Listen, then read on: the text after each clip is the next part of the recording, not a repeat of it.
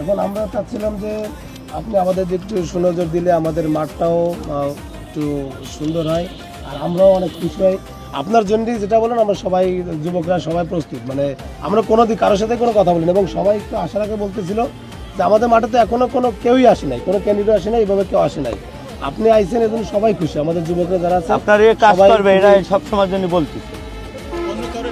আমরা কেউ ডাকিও নাই, মাঠে কেউ আসেও নাই, আমরা কেউ ডাকিও নাই, এই জন্য আসছেন আপনারা সবাই আনন্দিত আপনি আসার কারণে।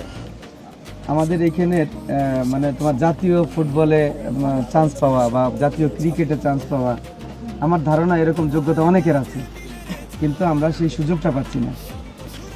তো আমি কিন্তু আমার আব্বা একটা সময় বলতো আমার মারে যে তোমার ছেলেদের গরম ভাত খাওয়া ছাড়িয়ে দাও, আর ওরা সারাদিন খালি খেলাধুলা করে, পড়াশোনা করে না।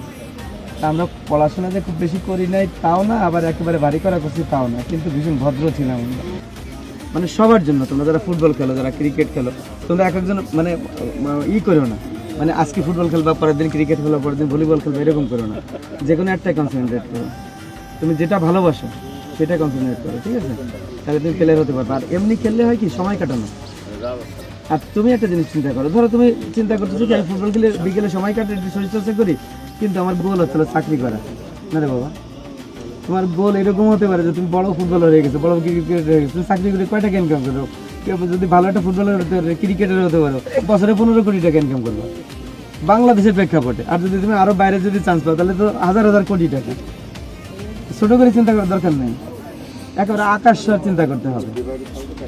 তা আমি চেষ্টা করবো ক্লাবে অনুদান দিতে, যাতে তোমরা আরো ভালো থাকতে পারো, তোমাদের নিজেদের ড্রেস কেনা, তোমাদের ফুটবল কেনা, তোমাদের ক্রিকেট ব্যাট কেনা, এগুলো আমি করবো।